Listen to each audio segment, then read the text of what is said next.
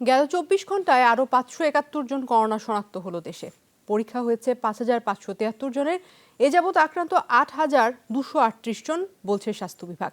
মারা গেছেন আরও ২ জন। মৃতের সংখ্যা এখন ১৭০। ওদিকে বিশ্বে আক্রান্ত ৩৩,২০,০০০-এর বেশি মানুষ এই ভাইরাসে।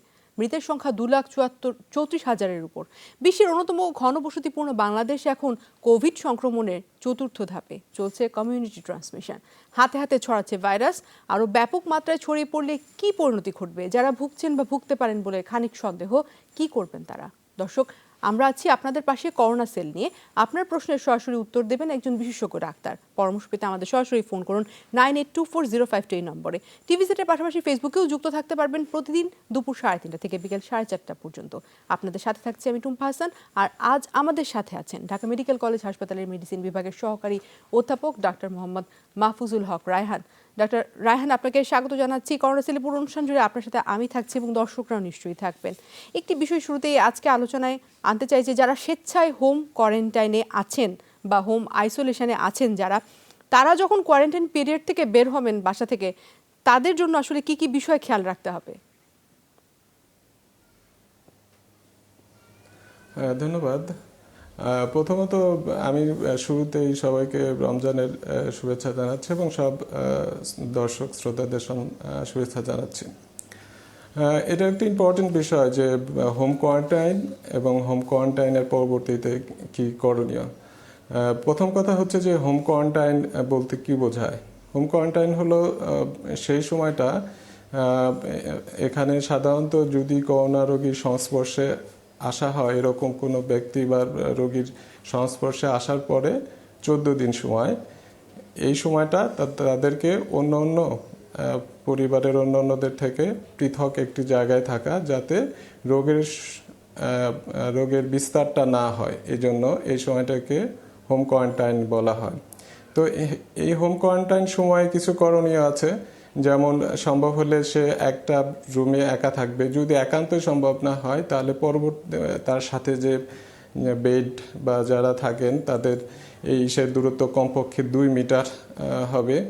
এই সময় সে অন্যদের সংস্পর্শতে আসবেই না এবং তাকে খাবার দাবার থেকে শুরু করে অন্য যে বিষয়গুলো আছে এটা দেওয়ার জন্য একজন থাকবেন, যিনি প্রথমে যদি একা রুমে থাকেন বাইরে থেকে দরজা নক করে তার সামনে খাবারটা দিয়ে যাবেন, পরবর্তীতে করবেন।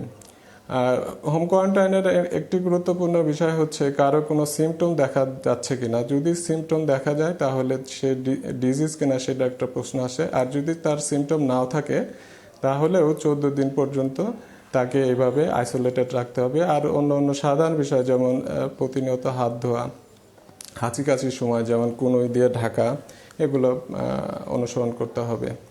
আরেকটি বিষয় একটু বলবেন যে 30 দিনের মধ্যে যারা আক্রান্ত ছিলেন, তারা যারা আক্রান্ত হন নাই, 30 দিনের মধ্যে কোথাও বেরো হন নাই, তাদের বাড়িতেও কেউ আসেন নাই, এরকম রোগীদের বা এরকম কারো ক্ষেত্রে কোভিড-19 টেস্টের আসলে প্রয়োজন আছে কিনা, যদি সে 30 দিন বাসাতেই নিজে হোম কোয়ারেন্টাইনে থাকে?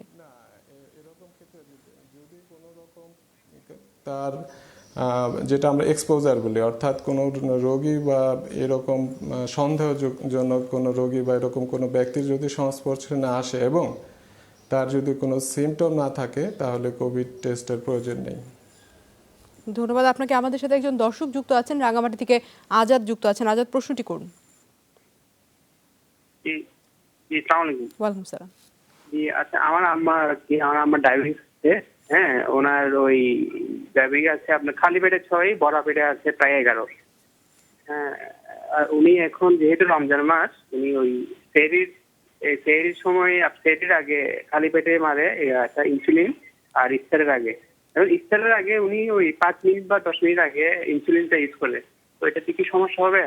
ডাক্তার তো বলে যে আধা ঘন্টা আগে মারার জন্য, তো উনি তো একটু আগে মারে। আর সেকেন্ড প্রশ্ন হচ্ছে আমার, আমি ওই ভাপ নিই একটা আর কি, গরম ভাপ নিই। আমার তেমন সিমটম নাই, কিন্তু আমি ভাপ নিচ্ছি, গরম পানিও খাচ্ছি। আমার কোনো এটা অন্য কোনো সমস্যা হবে কিনা? আচ্ছা, আপনার মায়ের বয়স কত? আমার আম্মুর বয়স হচ্ছে 55। আচ্ছা, আপনি থাকুন, আমরা ফিরছি ডাক্তার আপনার কাছে। হ্যাঁ, আমি ওনার কথা বুঝতে পারিনি। আচ্ছা, উনি জানতে চাচ্ছিলেন যে তার মার বয়স 55 বছর, ডায়াবেটিস আছে, ইনসুলিন ডিপেন্ডেন্ট ডায়াবেটিস। উনি ইনসুলিন নেন ইফতারের আগে, খানিক আগে, কিন্তু ডক্টররা তো ইউজুয়ালি বলে থাকেন 30 মিনিটস আগে ইনসুলিন নিতে। তো যদি 5-7 মিনিট আগে ইনসুলিন নেন সেই ক্ষেত্রে কোনো সমস্যা আছে কিনা, এক নাম্বার প্রশ্ন। এবং দ্বিতীয়ত উনি গরম পানির ভেপার নেন, ভেপার নিলে কোনো সমস্যা হবে কিনা? ভেপর নিলে সমস্যা নেই, তবে অনেকের একটা ধারণা যে ভেপর নিলে বোধহয় এই করোনা থেকে মানে প্রতিকার পাওয়া যায়, অর্থাৎ করোনার প্রতিরোধে ভূমিকা পালন করে, এরকম নয়। এমনি ভেপর নিতে পারে, তবে করোনা থেকে প্রতিরোধ করার জন্য যে সাধারণ বিষয়গুলো আমরা বলে থাকি সেগুলো একে মেনে চলতে হবে। আর উনি ইনসুলিনের একটা বিষয় বলেছেন যে ইনসুলিনের একটা বিষয় হচ্ছে উনি কি রোজার সাথে এটা সাথে রোজা রাখার জন্য এটা বলেছেন কিনা আমি জানি না, আমি ওনার প্রশ্ন যেহেতু ভালো মতো বুঝতে পারিনি। তবে ইনসুলিন খাওয়ার জাস্ট 5 মিনিট 10 মিনিট ইভেন খাওয়ার পরে নেওয়া যায়। তবে এখানে কয়েকটা বিষয় গুরুত্বপূর্ণ, আসলে উনি কোন ধরনের ইনসুলিন নিচ্ছেন এটার উপরও গুরুত্বপূর্ণ। যেমন কিছু কিছু ইনসুলিন আছে যেটা আমরা বলি র্যাপিড অ্যাক্টিং ইনসুলিন, সেটা কিন্তু খাওয়ার সময় ইভেন খাওয়ার পরে নেওয়া যায়। সাধারণভাবে আমরা যেসব ইনসুলিন রেগুলার ইনসুলিন বলি যেগুলো ব্যবহার করি, সেটা খাওয়ার 15 মিনিট থেকে আধা ঘন্টা আগে নেওয়াটাই ভালো।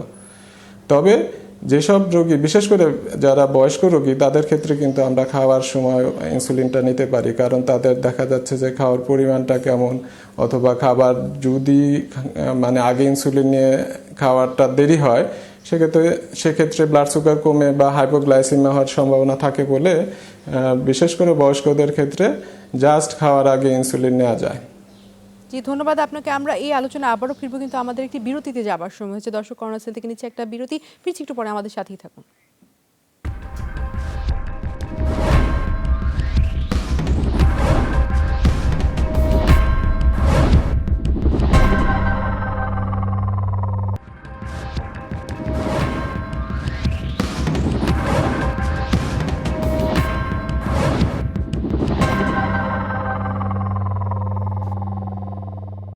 দর্শক, স্বাগত জানাচ্ছি আবারও করোনা সেলে। আপনারা পরামর্শ পেতে আমাদের সরাসরি ফোন করুন 982405 এই নম্বরে। আবারও বলছি 982405 এই নম্বরে। টিভি সেটের পাশাপাশি ফেসবুকেও যুক্ত থাকতে পারবেন প্রতিদিন 3টা 30 থেকে 4টা 30 পর্যন্ত। আজ আমাদের সাথে আছেন ঢাকা মেডিকেল কলেজ হাসপাতালের মেডিসিন বিভাগের সহকারী অধ্যাপক ডক্টর মোহাম্মদ মাহফুজুল হক রায়হান।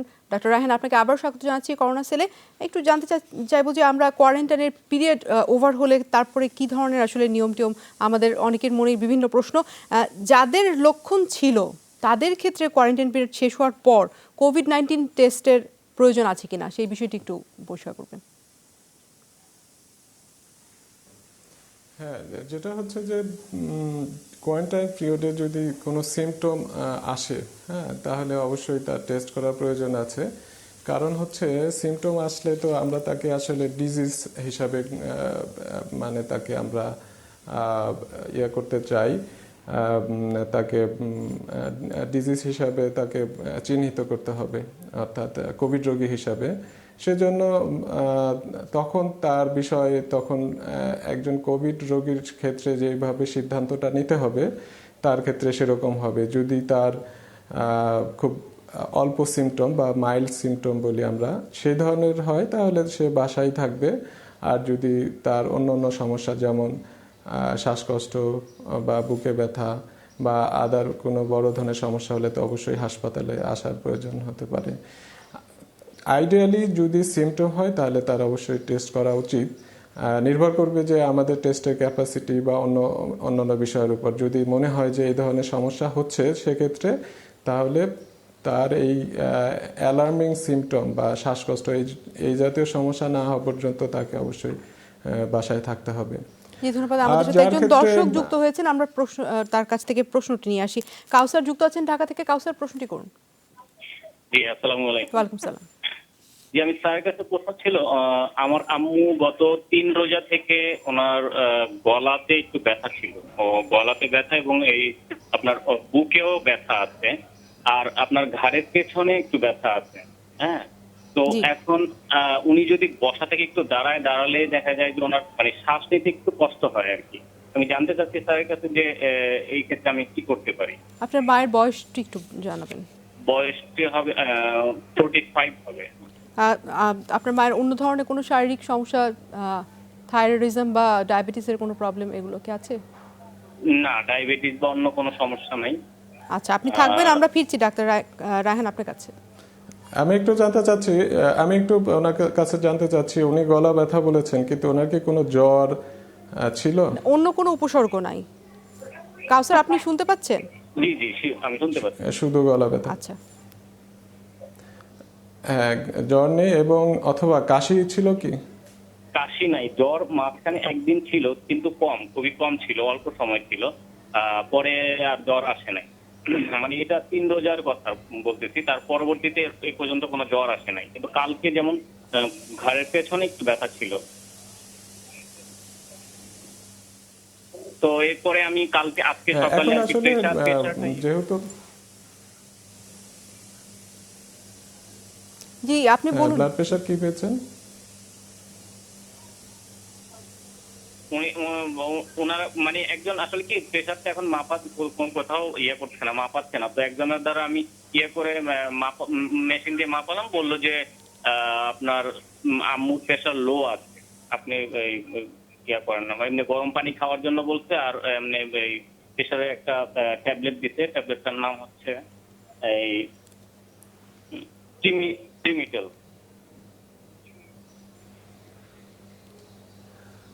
আচ্ছা, আমি একটু জানতে চাচ্ছি যে উনি কি এই গত আমরা 14 রায়হানের দিনের সাথে মধ্যে সংযোগটি কোনো হারিয়ে করোনা ফেলেছি।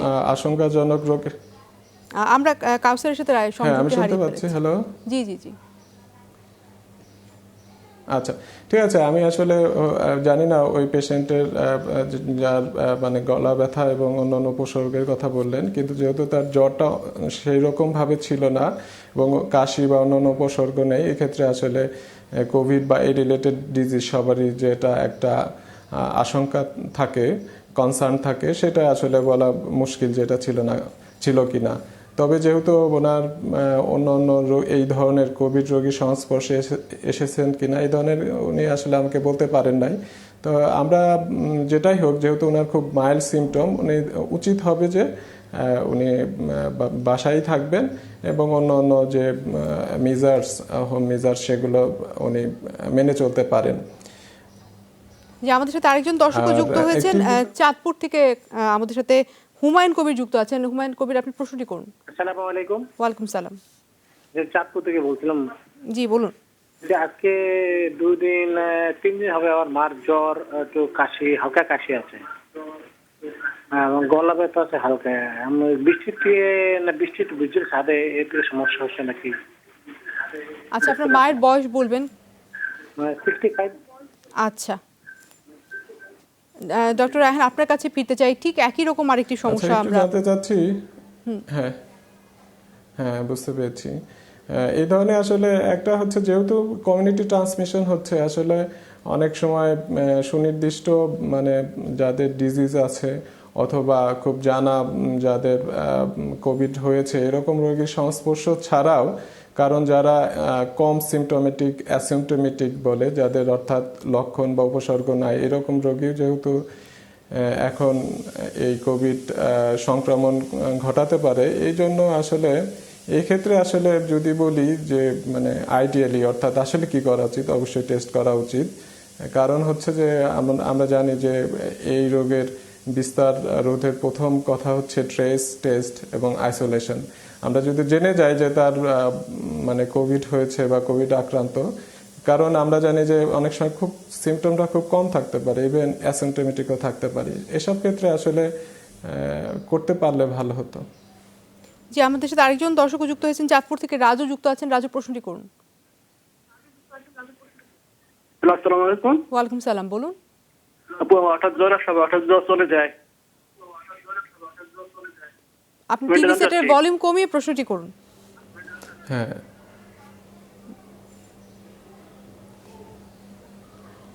আপনি রাজু বলছিলেন হঠাৎ জ্বর আসে, জ্বর চলে যায়, এরকম একটি সমস্যার কথা বলছিলেন। তার সাথে আমরা সংযুক্তিও হারিয়ে ফেলেছি।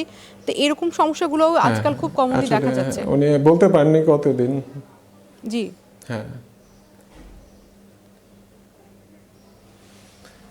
হ্যাঁ, এরকম ক্ষেত্রে আসলে যেহেতু উনি বলতে পারছেন না, এখন আসলে অনেকেই যে কোনো উপসর্গ হলেই এটা তার মধ্যে একটা মনের ভয়ের কারণ হিসাবে কাজ করছে, ফলে মনে হচ্ছে যে তার জ্বর আসছে কিনা। যদি এরকম মনে হয়, প্রথম কাজ হচ্ছে থার্মোমিটারে জ্বরটা পরিমাপ করা, যে জ্বরটি আসলে আছে কি নাই। আচ্ছা, আরেকটি বিষয় একটু জানতে চাইবো আমরা হোম কোয়ারেন্টাইনের ব্যাপারে, আরেকটি যে খুব কমনলি সবাই জানতে চান যে পরিবারের একজন সদস্য কোভিড-19 আক্রান্ত ছিল এবং ধরুন যে তিনি সেরে উঠেছেন, তাহলে সেই ক্ষেত্রে বাকি সদস্যদের কোয়ারেন্টাইন পিরিয়ড কখন শেষ হবে? সেই শেষ যিনি সেরে উঠেছেন তারপর থেকেই কি 14 ডেজ আরও থাকতে হবে বাকি সদস্যদের? নিয়মটা কি সেরকমই? অ্যাকচুয়ালি এটা হচ্ছে যে যে কোভিড আক্রান্ত তার সিমটমটা কতদিন ছিল এবং তার সংস্পর্শে অন্য অন্য পরিবারের সদস্যবৃন্দ এসেছেন কবে, এটার উপর নির্ভর করবে।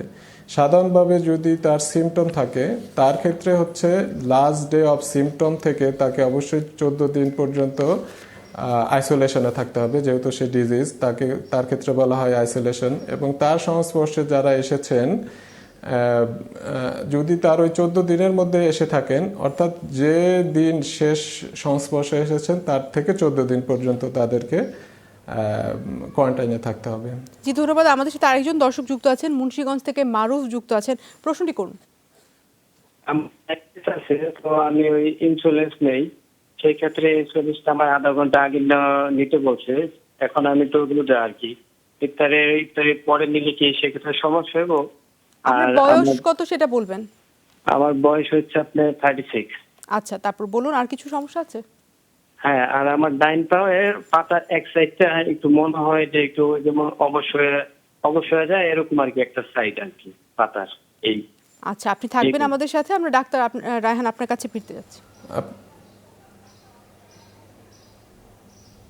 হ্যাঁ, এই ধরনের প্রশ্ন আগেও পেয়েছি। উনি ইনসুলিনটা বলতে পারলে, যে আমি বলেছি একটা ইনসুলিন নিয়মই হচ্ছে যে জাস্ট খাওয়ার আগে নেওয়া, সেক্ষেত্রে তো অবশ্যই ইফতারের সময় বা ইফতারের পরে নেওয়া যায়।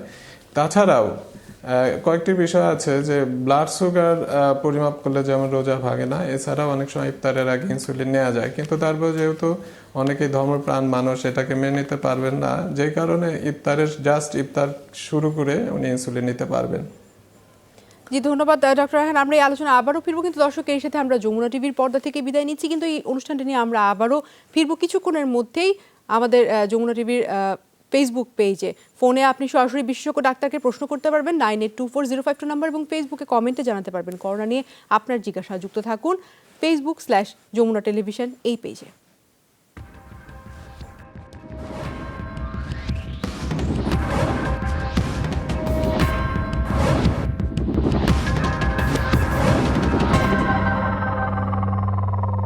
একটু জানতে চাইবো যে কোভিড-19 আক্রান্ত যিনি বাড়ির আলাদা ঘরে ছিলেন, তিনি যখন সেরে উঠবেন তখন তার জিনিসপত্র, বিছানা, বালিশের কভার, সেগুলো আসলে কি পুনরায় ধুয়ে ব্যবহার করা যাবে, এবং আসলে সেরে ওঠার পর কতদিন পরে সেগুলো ধুয়ে সেগুলো পরিষ্কার করে ব্যবহার করা যাবে? ধন্যবাদ। প্রথমত আমাদের দেশে যে টেম্পারেচার এবং হিউমিডিটি, এই অবস্থায় বিভিন্ন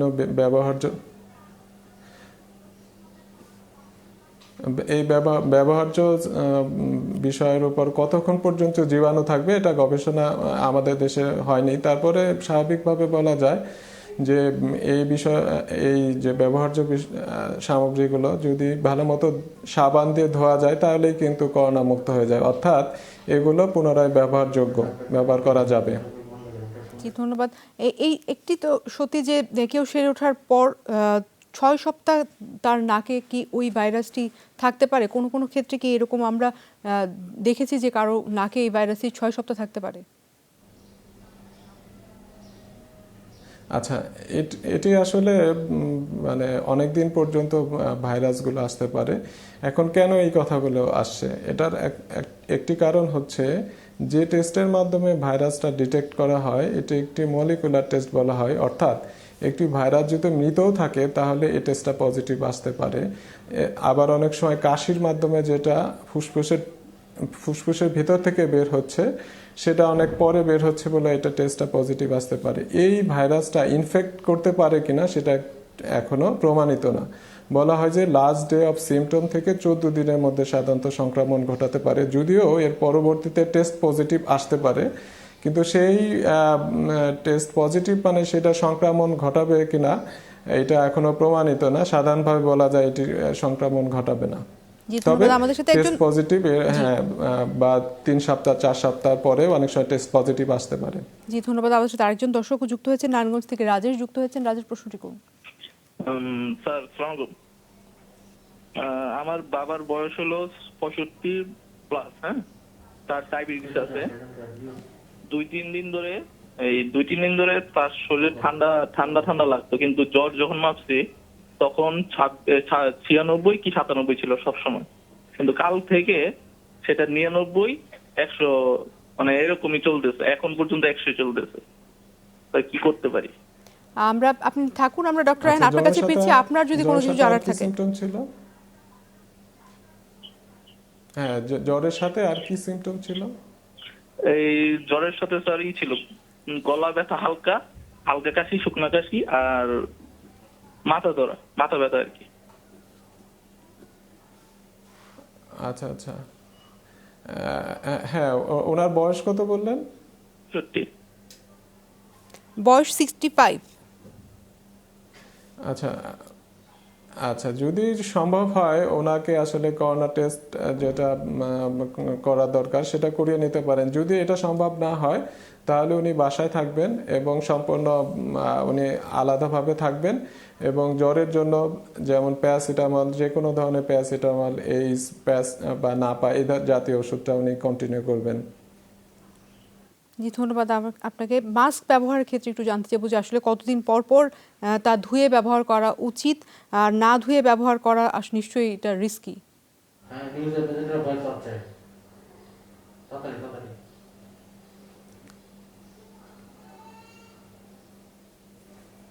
জি ডক্টর রায়হান, আপনি শুনতে পাচ্ছেন? হ্যাঁ, আমি প্রশ্নটা শুনতে পাই। আচ্ছা, আমরা মাস্ক ব্যবহারের ক্ষেত্রে জানতে চাচ্ছিলাম যে মাস্ক আসলে কতদিন পর পর ব্যবহার করা উচিত ধুয়ে, এবং মাস্ক ধুয়ে না ব্যবহার করাটা আসলে কতটা রিস্কি? আচ্ছা, প্রথম কথা, মাস্ক কি ধরনের সেটার উপর নির্ভর করছে। সাধারণভাবে সার্জিক্যাল মাস্ক কিছু আছে যে ডিসপোজেবল বলা হয়, যেটা শুধু একবারই ব্যবহার করতে হবে, এটা আসলে ধুয়ে ব্যবহার করা যাবে না। তবে অনেক সময় আমরা যেটা বাসায় বা বিভিন্নভাবে কাপড় দিয়ে বানিয়ে ব্যবহার করা হয় সেটা ধুয়ে ব্যবহার করা যেতে পারে। আর এছাড়া যেটা আছে, যেমন কিছু মানে ডক্টররা ইউজ করেন, যেটা মাস্ক এবং রেসপিরেটর ইউজ করতে হয়, সেটার সুনির্দিষ্ট নিয়ম কানুন আছে। অর্থাৎ সাধারণভাবে আমরা জনসাধারণ যেগুলো ডিসপোজেবল সার্জিক্যাল মাস্ক ইউজ করি সেটা সঠিকভাবে ইউজ করা উচিত, এবং এগুলো অধিকাংশ ক্ষেত্রে একবারের বেশি ব্যবহার করা যায় না। ধন্যবাদ। আর রিসেন্টলি আমরা এটা দেখছি যে হাঁচি কাশি বা ড্রপলেটসের মাধ্যমে ছড়ানো এই ভাইরাসটি নাক মুখ ছাড়া চোখের মাধ্যমেও কিন্তু ছড়াচ্ছে, এই বিষয়টি একটু জানতে চাইব।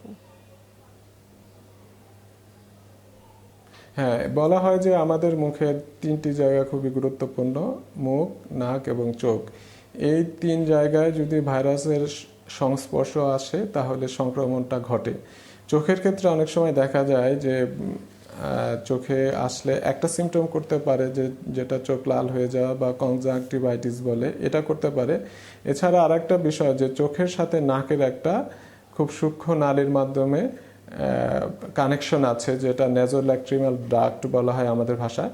সেখান দিয়েও অর্থাৎ ভাইরাসটা চোখের থেকে নাকে আলটিমেটলি যায় এবং সেখান থেকেও এই কোভিড আক্রান্ত হয়। জি ধন্যবাদ। আমাদের সাথে একজন দর্শক যুক্ত হয়েছেন এই মুহূর্তে, ঢাকা থেকে শাহরিয়ার যুক্ত আছেন। শাহরিয়ার, প্রশ্নটি করুন। স্যার, আমার 3 দিন আগে জ্বর হয়েছিল। জ্বরটা হওয়ার পরে আমি নাপা খেয়েছিলাম, কিন্তু কমেছিল না। পরের দিন সকালবেলা আমি একটা সাবজিটা নিই, সাবজিটা নেওয়ার পরে যেটা কমে গেছিল। পরে বিকালবেলা থেকে আবার জ্বরটা উঠছিল। ওঠার পরে আমি জিম্যাক্স খেয়েছিলাম। জিম্যাক্স খাওয়ার পরে আমার আর জ্বর ওঠেনি।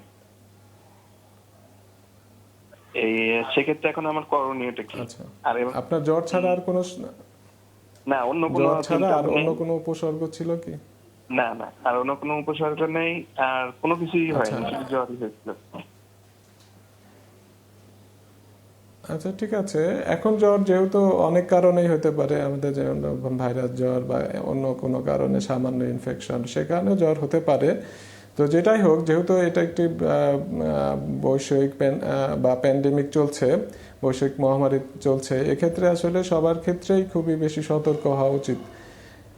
এবং করোনা তার হয়েছে কি হয়েছে না এটা তো বোঝা যাচ্ছে না, না হওয়ার সম্ভাবনা হয়তো বেশি, যেহেতু অন্যান্য সিমটম নাই। সেক্ষেত্রেও তিনি অবশ্যই অন্যদের থেকে আলাদা থাকবেন, এবং যেহেতু জ্বরটা কমে গিয়েছে, তার হয়তো প্যারাসিটামল বা অন্যান্য ওষুধ লাগবে না। তিনি একটি অ্যান্টিবায়োটিক শুরু করেছেন, অ্যাজিথ্রোমাইসিন। সম্ভব হলে এটি আসলে ডোজটা কমপ্লিট করাই ভালো হবে, যেমন 5 দিন বা এরকম একটা সময় খেয়ে ফেলাই ভালো। ধন্যবাদ। আমরা একটু চোখের অ্যালার্জির বিষয়ে জানতে চাইবো যে এখন তো সিজন চলছে, তো সেই ক্ষেত্রে যদি কারো করোনার সংক্রমণ ঘটে, সে কিভাবে বুঝবে যে এটি আসলে করোনার সংক্রমণের জন্য চোখের সমস্যা নাকি অ্যালার্জি থেকে চোখের সমস্যা? প্রথম কথা হচ্ছে, যদি অ্যালার্জিক কনজাংটিভাইটিস হয়, যেটা অ্যালার্জি থেকে, তাহলে তার পূর্বের এই একই রকম ইতিহাস থাকবে, অর্থাৎ যে কোনো ধুলাবালি বা আদার কোনো কিছু সংস্পর্শে আসলে তার চোখ লাল হয়ে যাওয়া, চোখ চুলকানো, চোখ ফুলে যাওয়া, এই সিমটমগুলো আগে থেকে থাকার কথা। যদি এটা নিউ সিমটম হয়, তাহলে কিন্তু একটু করোনার চিন্তা করতে হবে, কারণ বলা হচ্ছে যে এই করোনা মহামারীর সময় নতুন কোনো সিমটমই করোনা দিয়ে হতে পারে। এটা চোখের অ্যালার্জির ক্ষেত্রে, অর্থাৎ চোখের কনজাংটিভাইটিসের ক্ষেত্রে প্রযোজ্য। সেটাও আসলে যদি ওরকম মনে হয়, পার্টিকুলারলি তার যদি আদার সিমটমগুলো থাকে, যেমন জ্বর, শরীর ব্যথা, গলা ব্যথা সাথে থাকে, তাহলে অবশ্যই এটাকে করোনা মনে করার কারণ থাকবে। সেক্ষেত্রে যারা চোখে নিশ্চয়ই বারবার হাত দেওয়া যাবে না, এটি একটি বিষয়, এবং চোখে যারা কন্টাক্ট লেন্স ইউজ করছেন তারা কি এই সময় সেটি পরিহার করবেন? তা তো অবশ্যই। এটা একটি অবশ্যই একটা সেন্সিটিভ ইস্যু, মানে এটা নির্ভর করবে তিনি কি ধরনের পেশা বা কিসে আছেন। স্বাভাবিকভাবে যেহেতু এখন চোখে হাত দেওয়া যাবে না বা স্পর্শ করা যাবে না, সম্ভব হলে কন্টাক্ট লেন্স পরিহার করাটাই ভালো হবে। জি, আমাদের ফেসবুকে কিছু প্রশ্ন আছে, সেগুলো একটু নিতে চাইবো। স্নিগ্ধা জানতে চাচ্ছেন, আমি চট্টগ্রাম থেকে বলছি, আমার ছেলের বয়স 10 বছর। পরশু রাত থেকে ওর গলায় খুসখুস করছে, কোনো কাশি বা সর্দি নেই। ওকে আদা এবং লং পেস্ট করে কালিজিরা দিয়ে গরম পানিতে সিদ্ধ করে খাওয়াচ্ছি, এছাড়া লেবু দিয়ে গরম পানি, রং চা দিচ্ছি। আমার প্রশ্ন হচ্ছে, ওকে কি কোনো মেডিসিন দিতে হবে? যেহেতু ওনার শুধুমাত্র কাশি হচ্ছে এবং জ্বর নেই, অন্য কোনো সিমটম নেই, উনি মেডিসিন ইউজ করতে, মানে গলা খুসখুস আছে কিন্তু কাশি নাই, কথাটা খুব ক্লিয়ার না। এনিওয়ে, যদি উনি কফ সাপ্রেসেন্ট ধরনের কিছু সিরাপ, যেমন মিরাকফ বা এই জাতীয় কিছু সিরাপ আছে, বাচ্চার বয়স এগুলো 10 বছর, ব্যবহার করতে মিরাকফ পারেন, যাতে খাওয়াতে পারবে? কাশিটা কম থাকে। 10 বছর বয়স বলেছেন? হ্যাঁ, পারবে। আচ্ছা, মানে অসুবিধা নেই, 1 চামচ 3 বার খাওয়াতে পারেন। ধন্যবাদ। আমাদের সাথে আরেকজন দর্শকও যুক্ত হয়েছেন, রংপুর থেকে মানিক যুক্ত আছেন। মানিক, প্রশ্নটি করুন। হ্যাঁ, আসসালামু আলাইকুম। ওয়ালাইকুম সালাম, বলুন। আমার প্রশ্নটা হচ্ছে স্যারের কাছে, আমার প্রায় 1 মাস যাবত গলার মাঝে এবং জিহ্বায় গামাসের মতো গোটা গোটা হয়েছে এবং লাল হয়ে আছে। রংপুর থেকে বলছি, মানিক, বয়স 40 বছর। মানে এগুলো ভালো হচ্ছে না, কোনো বীজ ব্যথাও নাই, এর জন্য আমি কি করতে পারি? আচ্ছা, আচ্ছা মানিক, আমি প্রথমে আপনাকে বলতে চাচ্ছি, আপনি যেটা বললেন এটা হয়তো আপনি আগে লক্ষ্য করেননি। গলার পিছনের দিকে এরকম ফোঁটা ফোঁটা থাকাটা খুবই স্বাভাবিক, আপনার এটা নিয়ে ভয়ের কিছু নেই। আরেকটি প্রশ্ন আমরা নিব ফেসবুক থেকে। জানতে চাচ্ছেন লিপন, চুয়াডাঙ্গা থেকে বলছি, ছেলের বয়স 50 দিন, কিন্তু একটা টিকাও দেওয়া হয়নি। টিকাগুলো কি পরে দেওয়া যাবে? এটি খুবই কমন প্রশ্ন, এবং অভিভাবকরা এই সমস্যাটায় ভুগছেন যে টিকার ডেট তো পার হয়ে যাচ্ছে, তাহলে আসলে কি করবেন তারা? হ্যাঁ, এটা একটি গুরুত্বপূর্ণ বিষয়। এখন আসলে তাদের উচিত হবে যে টিকাগুলো অবশ্যই কমপ্লিট করা। ডেট পার হয়ে গেলে কি আসলে করা এটা মানে নির্ভর সমস্যা করবে হবে? যে ন্যাশনাল, সরি বুঝতে পারিনি। ডেট যদি ওভার হয়ে যায়, টিকা দানের যে একটি ডেট থাকে, সেটি ওভার হয়ে গেলে কি আসলে সমস্যা হবে কিনা সেটি জানতে চাচ্ছি। টিকা দানের ডেট ওভার হয়ে গেলেও টিকা নেওয়া যায়, ডেট ওভার হয়ে গেলেও টিকা নেওয়া যায়। এবং সেটি আসলে কতদিনের মধ্যে নেওয়া যায়? এটা নির্ভর করবে যে কোন ধরনের টিকা। সাধারণভাবে যে ভ্যাকসিনগুলো নেওয়া হয়, যেমন 6 সপ্তাহ, 10 সপ্তাহ, 14 সপ্তাহ যে টিকাগুলো আছে, এগুলো সুনির্দিষ্টভাবে ওরকম বলা নাই যে এতদিন। তবে তারপরেও যেহেতু এই ডিজিজগুলো চাইল্ডহুড যে কোনো সময় হতে পারে, ওনার যখনই সুযোগ হবে, ইভেন যদি এটা 2 মাস 3 মাস পরেও হয়, তাহলে কিন্তু নিয়ে নিতে পারবেন। একটু জানতে চাইবো, এখন যেহেতু সিজনাল ফ্লু এরও সময় যাচ্ছে, অনেকেই কনফিউজ হয়ে যান যে আসলে এটা কোন ধরনের ফ্লু বা করোনা ফ্লু কিনা। রাইনাইটিসের ব্যাপারটা একটু জানতে চাইবো, যে রাইনাইটিস বা অ্যালার্জির সমস্যা যাদের আছে তাদের উপসর্গগুলো আসলে কেমন হয় এবং করোনার থেকে পার্থক্য কোথায় করবেন তারা? হ্যাঁ, আসলে নাক দিয়ে বারবার সর্দি আসা, 3টা যদি এখন আমরা ভাগ করি 3 ভাগে, যে হতে পারে একটা হচ্ছে তার allergy, other virus infection, corona virus infection. সাধারণত যদি অ্যালার্জি হয় তাহলে সাথে কিছু মানে এই জায়গাটা চুলকানি বা ইচিং এগুলোর সাথে থাকতে পারে, এবং সুনির্দিষ্ট জিনিসগুলোর সংস্পর্শে আসা বা ধুলাবালির সংস্পর্শে আসলে এটা বাড়বে। আর যদি ভাইরাস হয় সেক্ষেত্রে অনেক বেশি পানি আসবে, অনেক বেশি আসবে। আর করোনার ক্ষেত্রেও পানি আসতে পারে, তবে সাধারণত বলা হয় যে ওটার চেয়ে অত বেশি পানি না আসতে পারে। আসলে এখানে করোনা এবং আদার ভাইরাস থেকে পার্থক্য করাটা খুবই ডিফিকাল্ট, কারণ হচ্ছে যে করোনার সিমটমগুলো এখন বিভিন্নভাবে হচ্ছে বলে দেখা যাচ্ছে, যেই কারণে এই মুহূর্তে বলা সম্ভব না যে কোনো ভাইরাস ইনফেকশনের কারণে যদি তার রাইনাইটিস হয়, এটাকে বলতে পারবে না যে তার করোনা হয় নাই। সেই সাথে তো ইনফ্লুয়েঞ্জার কথাও চলে আসে, যে আসলে ইনফ্লুয়েঞ্জার বিষয়টা করোনার সাথে খুব কাছাকাছি একটা সিমটমস ইনফ্লুয়েঞ্জার। সেক্ষেত্রে একটু জানতে চাইবো যে ইনফ্লুয়েঞ্জা আসলে কি, কতদিন থাকে, এর চিকিৎসা কি? ইনফ্লুয়েঞ্জা বলতে বোঝা যায় এটা একটি ভাইরাস, যেটার ইনফেকশনের কারণে কিছু সিমটম হয়। বিভিন্ন রকম সিমটমের মধ্যে মূলত হাঁচি, কাশি এবং জ্বর, শরীর ব্যথা এগুলো হতে পারে। তো এগুলো ইনফ্লুয়েঞ্জা ভাইরাস সহ অন্যান্য ভাইরাস দিয়ে হতে পারে। এই কারণে এটা আসলে কম্বাইন্ডলি বলা হয় ইনফ্লুয়েঞ্জা লাইক ইলনেস, অর্থাৎ ইনফ্লুয়েঞ্জা ভাইরাস দিয়ে যে সিমটম বা উপসর্গগুলো হয় অন্য ভাইরাস দিয়ে হতে পারে, ফলে এই ধরনের সিমটম হতে পারে। এবং এটা কিন্তু করোনা ভাইরাসের যে আমরা যে ডিজিজের স্পেকট্রাম, অর্থাৎ ডিজিজটা বিভিন্নভাবে যে প্রকাশিত হয়, তার প্রথম লক্ষণ কিন্তু এই ইনফ্লুয়েঞ্জা লাইক ইলনেস বলা হয়, অর্থাৎ এই একই ধরনের সিমটম থাকতে পারে, যে কারণে আসলে খুব ডিফারেন্সিয়েট করা একটু মুশকিল বটে। ফেসবুকে একজন জানতে চেয়েছেন যে আমার ওয়াইফ এবং শাশুড়ি পজিটিভ ছিল 4 থেকে 5 সপ্তাহ আগে। আমি ফার্মাসিতে কাজ করি, আমার 3 বছরের বাচ্চা আছে, আমি প্রতিদিন কাজে যাই, আমি এখন কি করতে পারি? যেহেতু 3 সপ্তাহ বলেছেন, হয়তো এই সময়টা উনি বা ওনার যে শাশুড়ি বা মা যারা আছেন, হয়তো সংক্রমণ ওইভাবে নাও করতে পারেন। তবে আমাদের এখন স্বাভাবিক যে ইউনিভার্সাল হেলথ হাইজিন, যেমন হ্যান্ড ওয়াশিং, হাঁচি কাশির সময় যে নির্দিষ্ট নিয়মকানুন মেনে চলা, এগুলোকে ওনার অবশ্যই প্রাধান্য দিতে হবে, ওগুলো মেনে চলতে হবে। আরেকজন জানতে চেয়েছেন, আমার বাবার বয়স 65, ডায়াবেটিস আছে, গতকাল থেকে জ্বর 100-101, কাশি আছে, বমি হয়, না পা খেলে জ্বর কমে আবার আসে, এখন আমি কি করতে পারি? যেহেতু ডায়াবেটিস আছে, তাহলে তো আসলে অনেক কারণে জ্বর হতে পারে। সিম্পলি তার ইউরিন ইনফেকশন হতে পারে, আবার একটি নিউমোনিয়া হতে পারে, ভাইরাল ফিভার হতে পারে। তার উচিত হবে যে এটা ভালো মতো পর্যবেক্ষণ করা, যে যেমন প্যারাসিটামল বা এই জাতীয় ওষুধটা একটু দেয়া, এবং তার অন্যান্য উপসর্গ দেখা যায় কিনা, এবং সম্ভব হলে আসলে সে টেলিমেডিসিনের কোনো জায়গা থেকে হেল্প নিতে পারে। যদি খুব বেশি খারাপ অনুভব করে, ডায়াবেটিসের ক্ষেত্রে অনেক ইনফেকশনে খুব দ্রুত ছড়িয়ে যেতে পারে, সেক্ষেত্রে উনি কোনো হাসপাতালের জরুরি বিভাগে যোগাযোগ করতে পারেন। একটু করোনার উপসর্গের প্রধান যে দুটি উপসর্গ আমরা জানি, একটি তো হচ্ছে জ্বর এবং আরেকটি হচ্ছে শুকনো কাশি।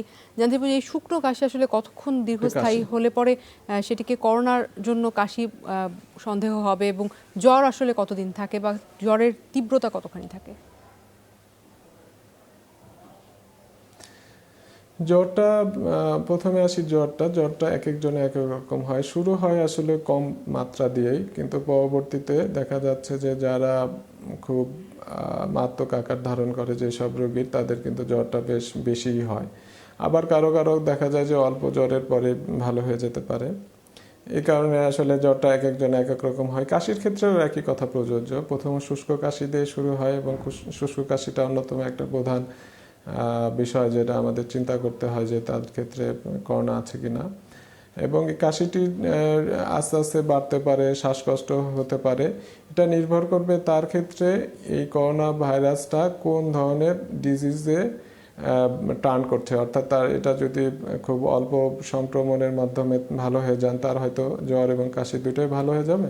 আবার কারো খুব বেশি শ্বাসকষ্ট হলে তাকে হয়তো হাসপাতালে ভর্তি করতে হতে পারে। আচ্ছা, পোস্ট নেজাল ড্রিপ এই মেডিকেল টার্মটি সম্বন্ধে একটু জানতে চাইবো, যে উপসর্গ হিসেবে আসলে উপসর্গগুলো কি? আচ্ছা, পোস্ট নেজাল ড্রিপ হচ্ছে আমাদের নাকের উপরে, অর্থাৎ এখানে কোনো ইনফেকশন হোক, কোনো অ্যালার্জি হোক, এরকম একটা কন্ডিশনে এখানে কিছু যদি সিক্রেশন বলে বা কোনো কিছু জমা হয়, যেটা আমরা যদি চিত হয়ে শুই তখন দেখা যায় ওটা আমাদের পিছনের দিকে যেয়ে শ্বাসনালীর উপরের দিকে এবং শ্বাসনালীর দিকে প্রবেশ করে। ফলে তখন আমাদের কিছু সিমটম হয়। তার একটি হচ্ছে যে কাশি হওয়া, এবং কাশিটা সাধারণত হয় যে সে শোয়ার পরে এবং তার ঘুমেরও ব্যাঘাত ঘটায়। ফলে এই ধরনের যাদের ক্রনিক সাইনোসাইটিস, অ্যালার্জিক রাইনাইটিস অথবা এই ধরনের যাদের সিমটম থাকে, ইভেন যে কোনো ভাইরাল ইনফেকশনের পরও হতে পারে, শোয়ার পরে কাশিটা হয়। এটা হচ্ছে যে প্রধান লক্ষণ, যে শোয়ার পরে কাশিটা হবে, হয়তো বসে থাকলে বা দাঁড়িয়ে থাকলে কাশিটা নাই। জি, অসংখ্য ধন্যবাদ আপনাকে ডক্টর মোহাম্মদ মাহফুজুল হক রায়হান, আপনার মূল্যবান সময় থেকে আমাদের সময় দিয়েছেন। দর্শক, আর এই ছিল করোনা সেলে আজকের আয়োজনে। আগামীকাল দেখা হবে আবার ঠিক একই সময়। ততক্ষণ পর্যন্ত আপনারা সবাই ভালো থাকুন, সুস্থ থাকুন।